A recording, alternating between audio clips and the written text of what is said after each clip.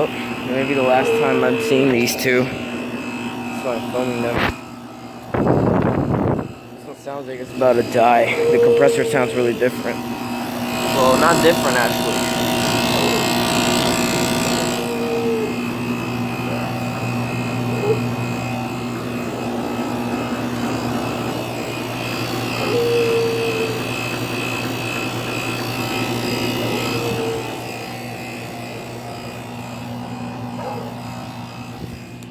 Well,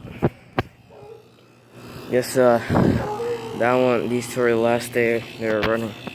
So I'm gonna miss them, to be honest. So yeah, one that's running over here.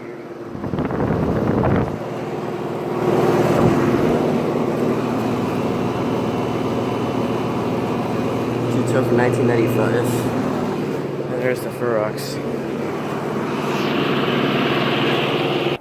And this Ream right here is always gotta be running.